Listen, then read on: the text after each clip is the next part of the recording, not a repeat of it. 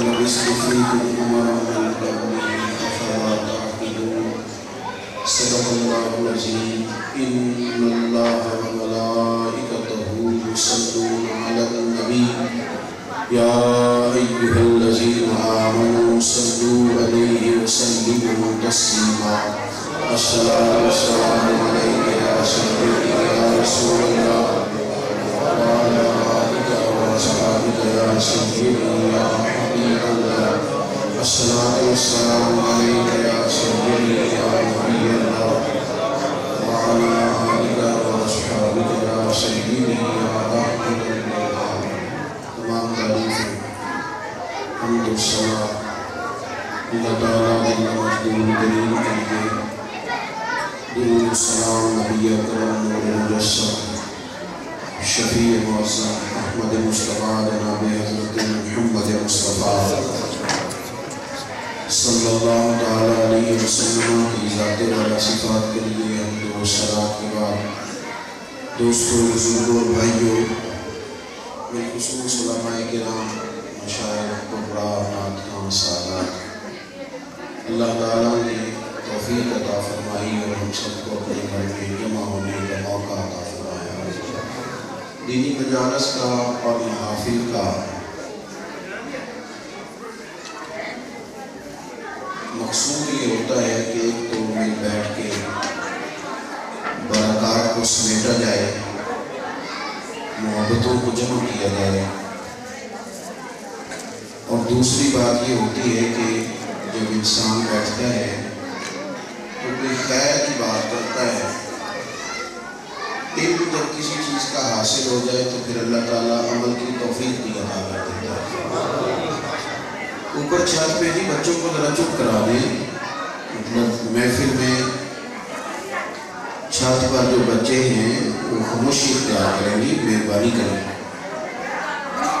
چپ کرانے والے میں اگر چپ کر دیں گے تو پھر بھی بڑا فرق پڑے گا اللہ تعالیٰ جزائے خیر عطا فرمائے آپ توجہ کریں گے میری بات پر میرے بھائیوں انسان کی زندگی میں کچھ چیزیں بڑی لازم ہوتی ہیں وہ بہت بڑا دانا بھی ہو بہت سمجھدار بھی ہو بہت بڑا عالم بھی ہو پھر بھی کچھ چیزیں فطرت کا تقاضا ہوتی ہیں انہی تقاضوں میں سے ایک تقاضا انسان کی زندگی میں یہ ہوتا ہے کہ وہ کسی کو دیکھ کے اپنی راہ کا تعین کرتا ہے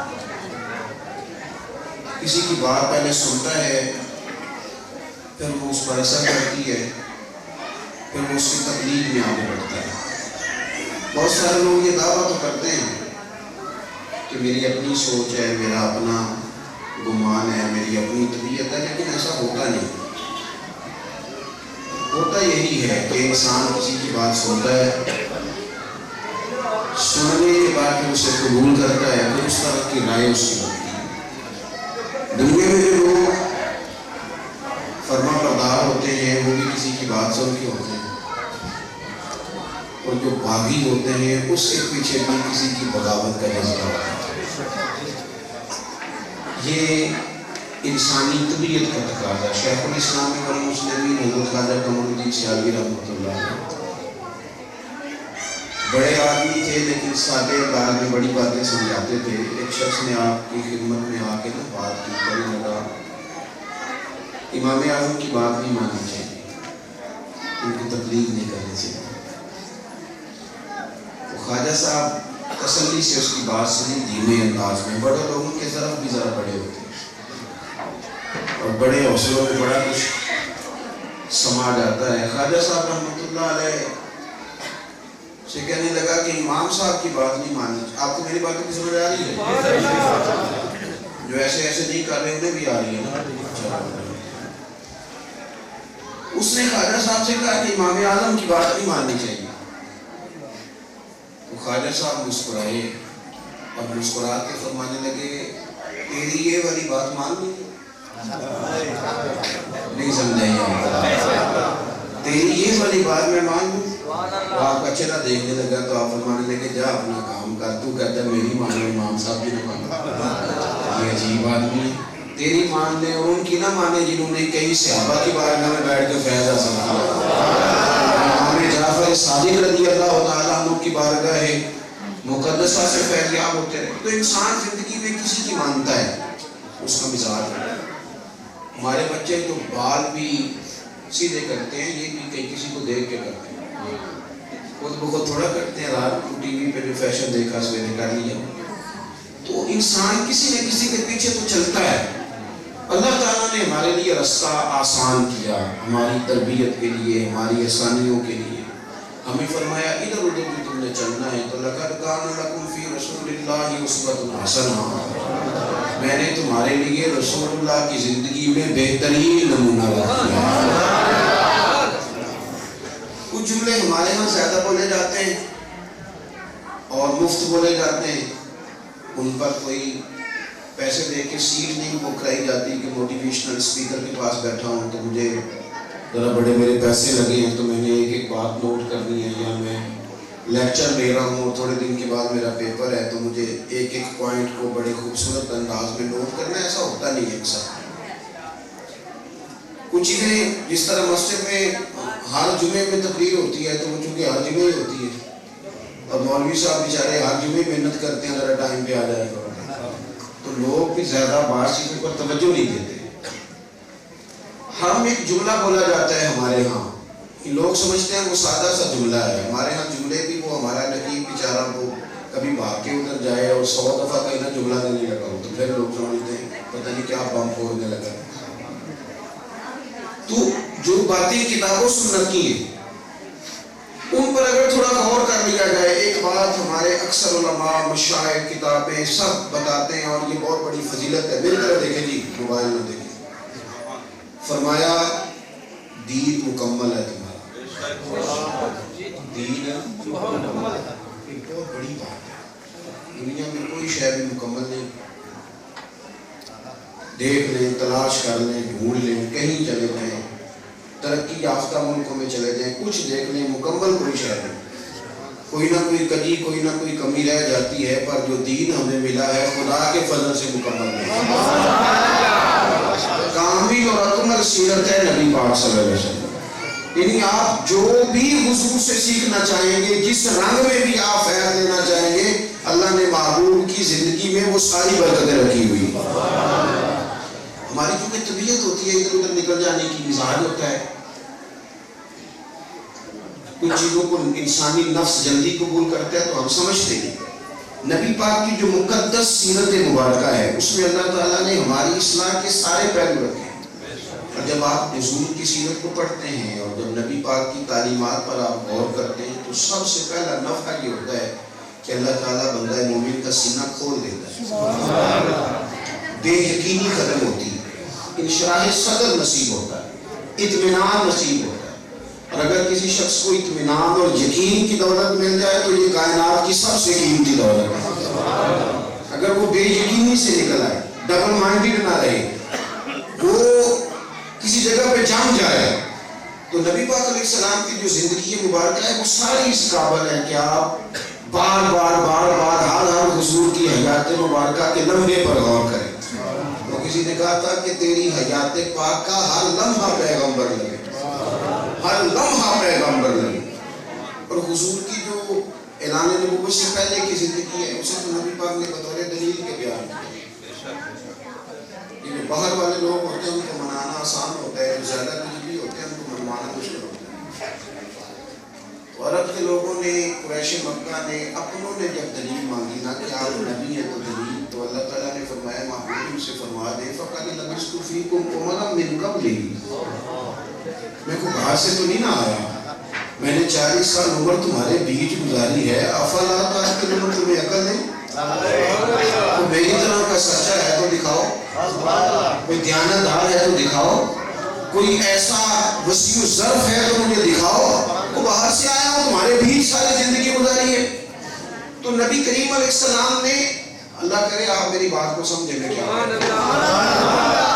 یہ جب ہم میدان میں نکلیں گے نا اور جب ہمارا مقابلہ ہوگا کافر سے جو دین کے دلائل ہم سے پوچھے گا اور قبول حق کے لیے دلیلیں پوچھے گا, تو یہ بہت بڑی بات ہوگی کہ نبی پاک صلی اللہ علیہ وسلم نے دلیل کے طور پر معجزے تو دکھائے ہی, کمالات تو دکھائے ہی, لیکن حضور نے نبوت کی دلیل کے طور پر اپنی زندگی کو پیش فرمایا لو نا، دیکھو نا میری حیات کو، دیکھو نا اللہ تبارک و تعالیٰ نے کیسا فضل فرمایا۔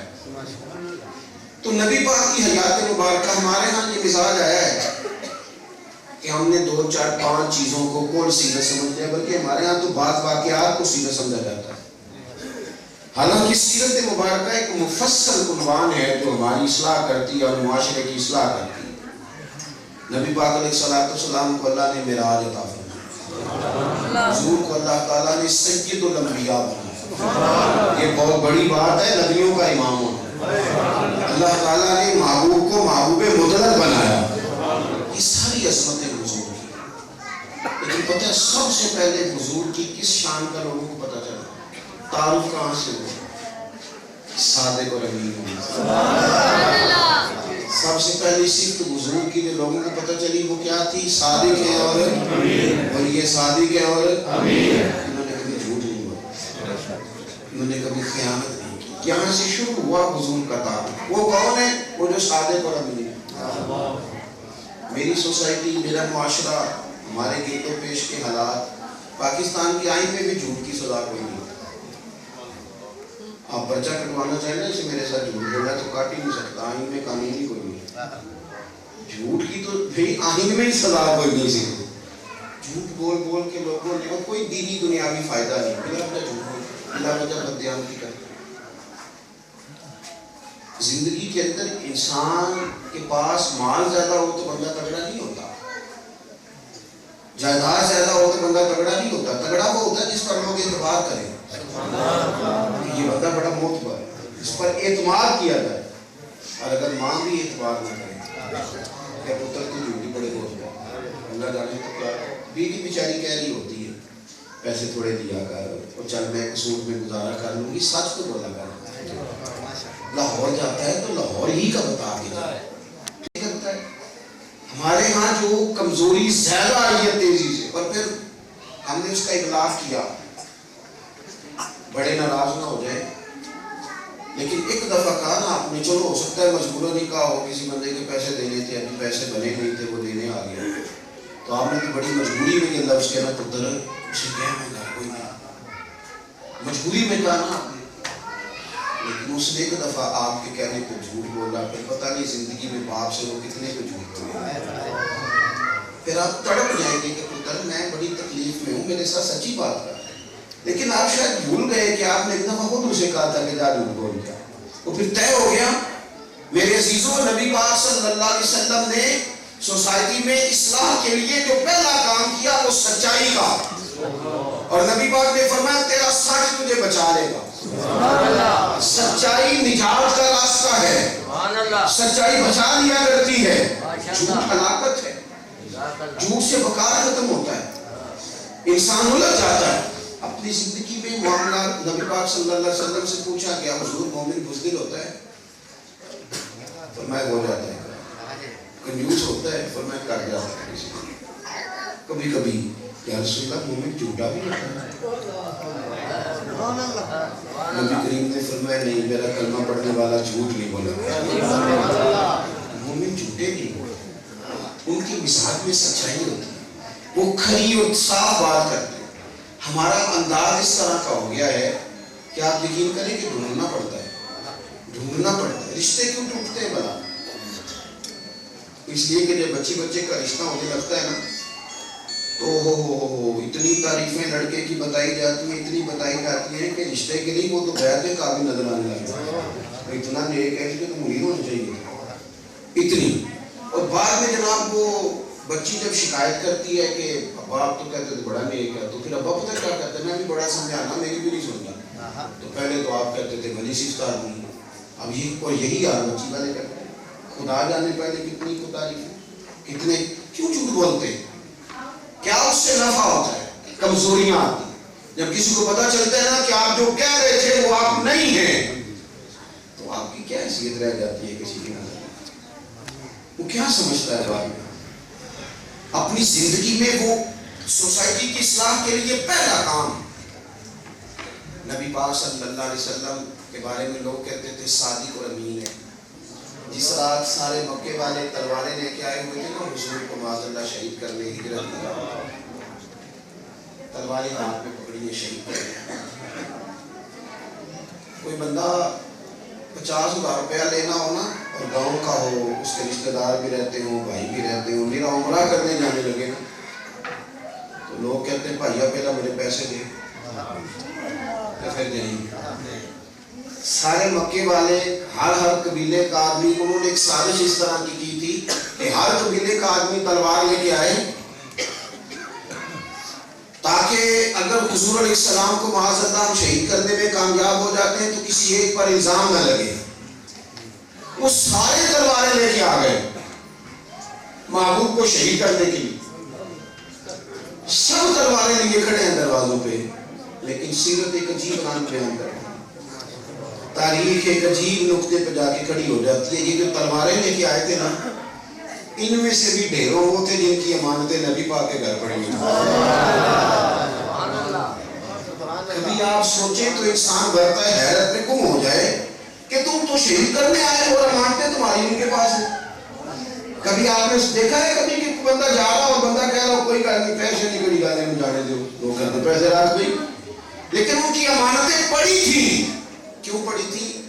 انہیں پتا تھا کہ اگر ہم انہیں شہید کرنے میں خدا نہ خواستہ کامیاب ہو بھی گئے تو یہ امین ہے, ہماری امانتیں نہیں ضائع ہوگی. اور حضور نے بندوبست کیا, فرمایا علی میرے بستر پہ لیٹ جائیے اور صبح لوگوں کی امانتیں دے کے پھر واپس مدینے آنا. آپ بات کو سمجھیں, اپنی زندگی میں اگر تھوڑی دیانتداری آ جائے اور سچائی کا سودا بن جائے اور انسان کی طبیعت اس طرح کی ہو جائے کہ نہیں یار میں نے صحیح بات کرنی. میں تو مدارس کے طالب علموں سے بھی اکثر گزارش کرتا ہوں اور میں ہر جگہ یہ بات کرتا رہتا ہوں, اس عنوان کو شوق سے بیان کرتا ہوں. میں کہتا ہوں یار تم کہتے ہو نا فجر 6 بجے ہوگی تو 6 بج کے 1 منٹ پہ نہ پڑھانا, تم نے مسئلے پہ والا کرنا 6 بجے پڑھاؤں گا. اب 6 بج کے 1 منٹ نہ ہونے کا تمہارا وعدہ ہے. چلے انسان پر مجبوری ہو جانا, کوئی معاملہ اور ہو جانا بات الگ ہے, لیکن اس کو عادت نہ بنا لینا. زندگی سونی سچائی والی نکھری ہوئی تو نبی پاک صلی اللہ علیہ وسلم نے سچائی کی بات کی, دیانت کی بات کی. اور وہ دیانت نبی پاک صلی اللہ علیہ وسلم کی اتنی آگے بڑھی کہ حضور کو لوگوں نے کیا نا صادق کرا نہیں چھوڑا. صادق. اور جو بڑے پکے دشمن تھے نا, تعریف وہ ہوتی ہے جو ہمارا مخالف ہماری کرتا ہے. ویسے میں آپ کو اس کروں, تعریف ہوتی وہ ہے, تعریف ہو یا تنقید ہو جو پشت پیچھے ہو. سامنے تو خوشامد ہوتی ہے. سامنے کس نے بولا تھا؟ سامنے جس نقیب نے بھی اعلان کرنا اس نے درویش کامل کہہ کے کرنا. پتا تو تب ہے جب وہ تنہائی میں کوئی بات کرتا ہے, اس وقت کوئی خیر کی بات کرے. نبی پاک صلی اللہ تعالیٰ علیہ وسلم کے رشتے میں چچا حضرت ابو سفیان رضی اللہ تعالیٰ بعد میں مسلمان ہوئے.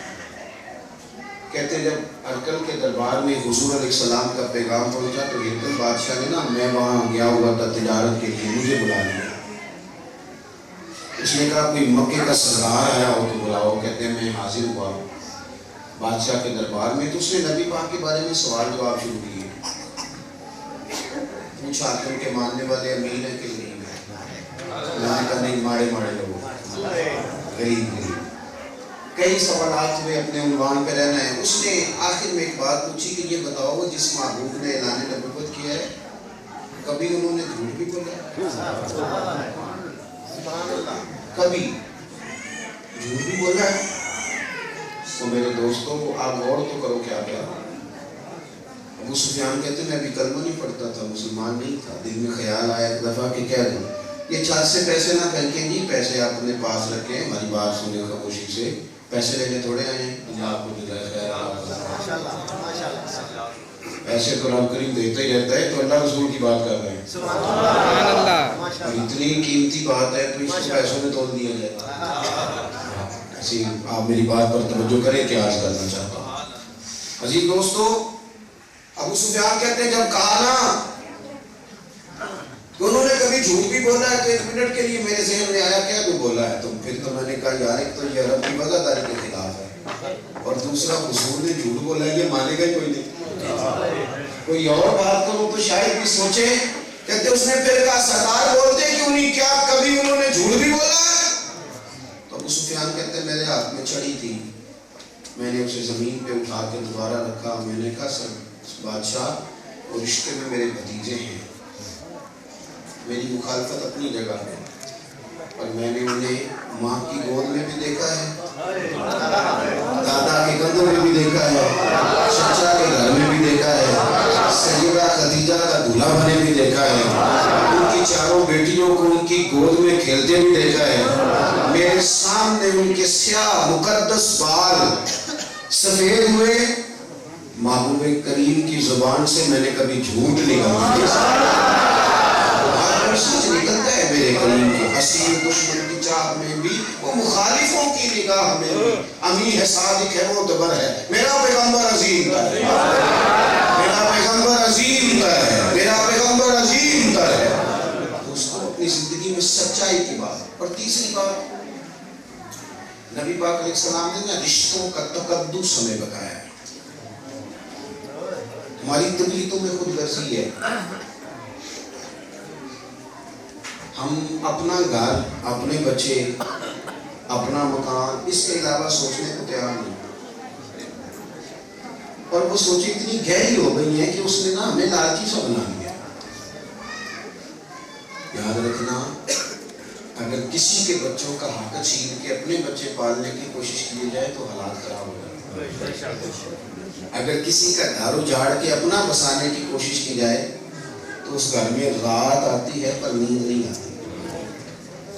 اگر کسی شخص کے حق پہ ڈاکہ ڈال کے اپنا قد اونچا کرنے کی کوشش کی جائے تو یاد رکھنا وہ پیسے تو آتے ہیں, کھانا بھی آتا ہے, لیکن وہ صحت کا باعث نہیں بنتا, بندہ الجھ جاتا. نبی پاک صلی اللہ تعالیٰ علیہ وسلم کا مقدس طریقہ یہ ہے کہ حضور رشتوں کا تقدس صلہ رحمی. لیکن ہر بندہ چاہتا ہے نا اللہ مجھے رزق بھی زیادہ دے, عمر میں برکت بھی ہو جائے, عمر بھی زیادہ ہو, رزق بھی نہیں چاہتا دل آپ کو. خاصے درویش کو دل لگتے ہوں, رزق بھی زیادہ ہو اور عمر بھی. اور نبی پاک نے نسخہ بتایا, مشکات میں حدیث ہے, اور میں جو تم میں سے چاہتا ہے نا رزق میں برکت ہو جائے, عمر لمبی ہو جائے, وہ اپنے رشتہ داروں سے اچھا سلوک کرے. مشکل کم درشن ہے رشتہ داروں سے. ساڑھا بڑا کیا حال ہے, ساڑھا حالے بے کہ بیاہ تے تو جی کٹھے ہوئے ہوں نا سارے رشتہ دار, یہ بھی دعا منگی دیئے روٹی پوری آ جائے, یہ بھی منگی دیئے کٹھے ہوئے نہیں کدے لڑ نہ پائے, یہ بھی دعا منگی یا اللہ مہربانی فرمائی سارے آئے نے کدھرے آپ پر منگ دے ہو کہ نہیں منگ دے, منگنی میں نہیں کیوں بھائی دشمن کٹھے ہو گئے, فوجیں آگے کو مقابلے. وہ طبیعتوں میں کھچاؤ, وہ تناؤ, شدت. نبی پاک صلی اللہ تعالیٰ علیہ وسلم تشریف فرماتے ہیں, ترغیب و ترہیب میں حدیث ہے, حضور نے فرمایا بھئی جس کا کوئی رشتہ دار ناراض ہے, ہاں رشتہ دار کو ناراض کریں آپ, لیکن شرط یہ ہے کہ وہ بد مذہب ہو گیا ہو, بد عقیدہ ہو گیا ہو تو بات الگ ہے, لیکن اپنی ذات کے لیے جھگڑے ڈال لینا. فرمایا جس کا کوئی رشتہ دار ناراض ہے میری محفل سے اٹھ کے چلا جائے. اتنی بڑی بات کرتی ہوں, جاؤ اٹھ کے چلے گا. ایک سیاپی چپکے سے گئے اور تھوڑی دیر کے بعد چپکے سے آ کے بیٹھ گئے. محبوب کریم نے توجہ کی تو عرض کرنے لگے حضور خالہ ناراض تھی, گھر جا کے معافی مانگ رہا ہے, اصولہ کھا رہا ہے. انہوں نے یہ نہیں کہا کہ سونے پہلا میری بھی تو گھر چھوڑو, رشتہ دار ڈاڑی بڑے میں تو دسنا ہونا میرے نال ہے بھی کیتا ہو بھی. ہمارے پاس تو کہانیاں کسی کو آپ چھیڑ لیں پھر تو پتہ لگتا ہے کہ اس سے بڑا مظلوم ہی کوئی نہیں, ساری دنیا نے اسی پہ ظلم کیے. عزیز دوستو, جب حضور کا حکم آ گیا کہ اچھا سلوک کرنا ہے تو پھر صحابی نے یہ نہیں کہا محبوب پہلی بات پر بھی توجہ نہیں فرمایا. حضور نے فرمایا کہ جس کا رشتہ دار ناراض ہے اٹھ کے چلا جائے. اٹھ کے گئے, راضی کر کے واپس آ کے بیٹھ گئے. نبی پاک نے فرمایا سنو بھائی, جس محفل میں کوئی رشتے توڑنے والا موجود ہو وہاں خدا کی رحمت کا نزول نہیں ہوتا. تھوڑی قربت پیدا کرے. اور نبی پاک نے نا رشتے بنا کے دیے, رشتوں کے اصول بیان کیے. نبی پاک علیہ السلام نے فرمایا باپ راضی ہو جائے تو رب راضی ہو جائے.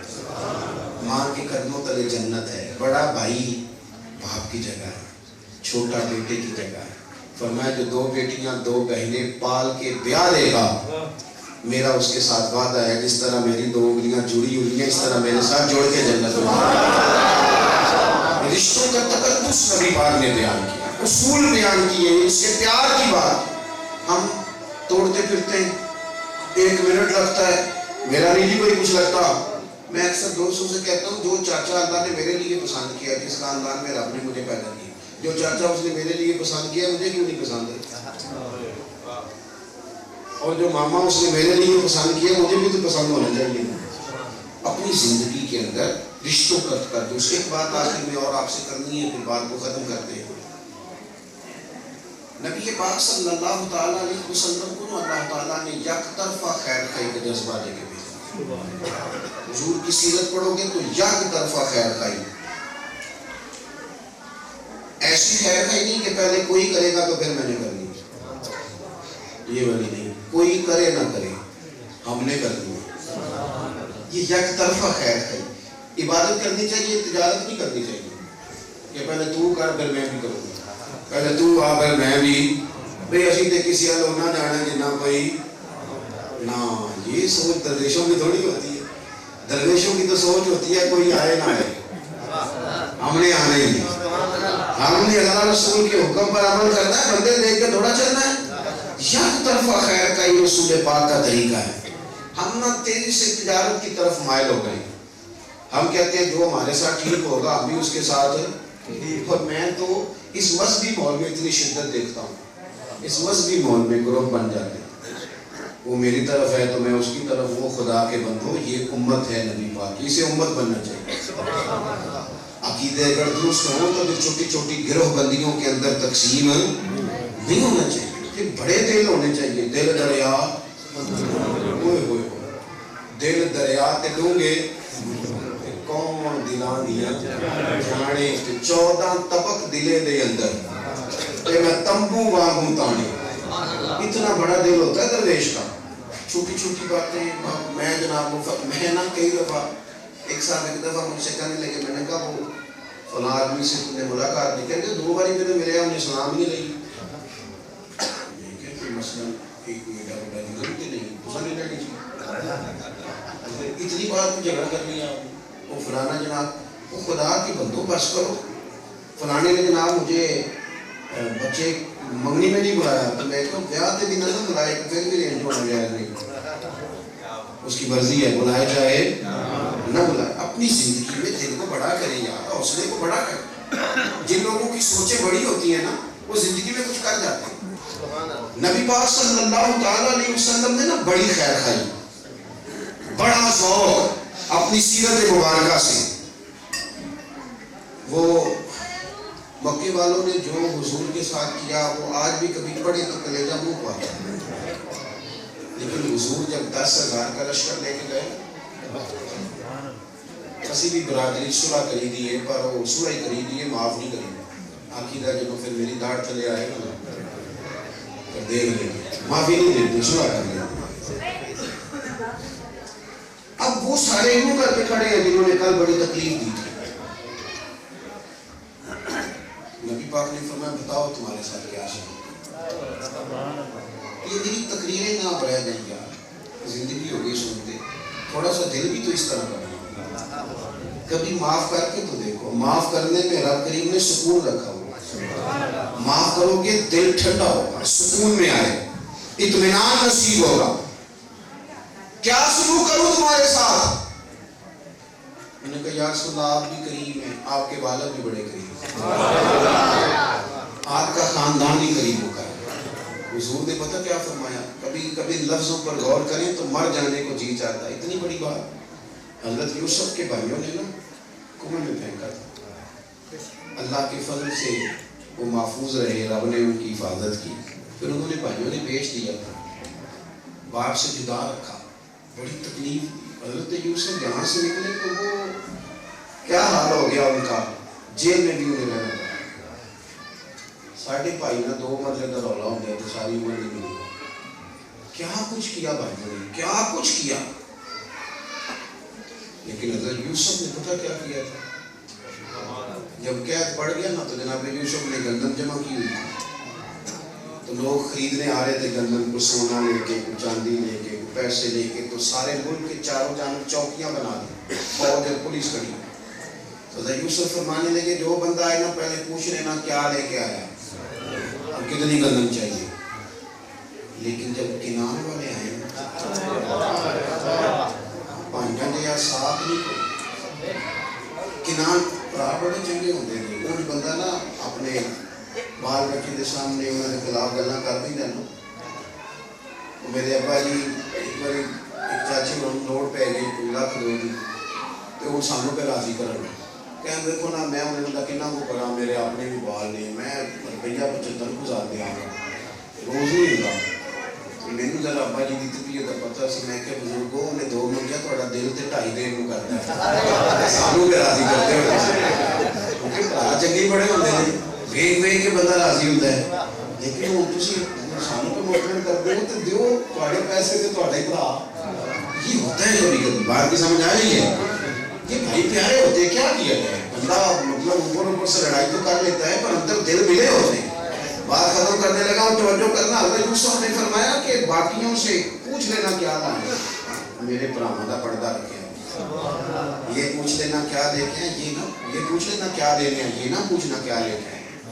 حضور کھڑے ہیں، مکہ فتح ہو رہا ہے، نبی کریم علیہ السلام نے فرمایا بتاؤ تمہارے ساتھ کیا سلوک کریں، انہوں نے کہا حضور آپ تو قریب ہیں، پتہ حضور نے کیا کہا، اور میں آج تمہارے ساتھ کوئی سلوک کروں گا جو جناب یوسف نے بھائیوں کے ساتھ، جاؤ کوئی بات ہی نہیں کرنی، کوئی صفحہ ہی نہیں پلٹنا، جاؤ تمہیں معاف کیا، کوئی شرارت کرا ہی کوئی نہیں کرنا۔ اس لیے تھوڑا سا دل کو بڑا کریں۔ 3 باتیں میں نے آپ کی خدمت میں عرض کی ہیں، پھر دہراتا ہوں۔ ایک تو زندگی سچائی والی، دیانتداری والی، اتنی بات کرے جس پہ بندہ پورا اتر سکے، پہلے تو باتیں تھوڑی کرنی چاہیے، حدیث پاک میں فرمایا جو زیادہ باتیں کریں گے قیامت میں ان کے گناہ بھی زیادہ ہوں، تھوڑی باتیں کریں اور سچی کریں۔ اور تیسری بات، اپنی زندگی کے اندر رشتوں کے تقدس کا خیال کریں، توڑنے والے نہ بنے، جوڑنے والے بنے۔ وہ کسی نے خواجہ نظام الدین صاحب کو کینچی دی تھی تحفے میں، تو آپ فرمانے لگے پتر کٹنا تو میرا کام ہی کوئی نہیں، میرے تحفہ دینا ہی تے سوئی دھاگا دے، ساڈا تے سینے والا کام ہے، کٹنے والا تے کھاتا ہی کوئی نہیں۔ اور تیسری بات یہ کہ تھوڑا دل بڑا کریں، صرف معاف کرنے کا بھی مزاج بنائیں۔ ویسے بھی ہم کیا ہیں، اگر کوئی ہمارے خلاف بات کر بھی جائے تو کیا ہے، صرف کیا اپنے آپ کو سمجھ لیا، اللہ کے عادی بندے، پتہ نہیں وہ کسی نے کہا تھا مٹی رہتے مٹی رہنے، اے نکاح دی بلے بلے، آج مٹی دے اتے بندے آتے کل مٹی دے تھلے، جھگڑے کس بات کے، لٹے کس بات کے، اللہ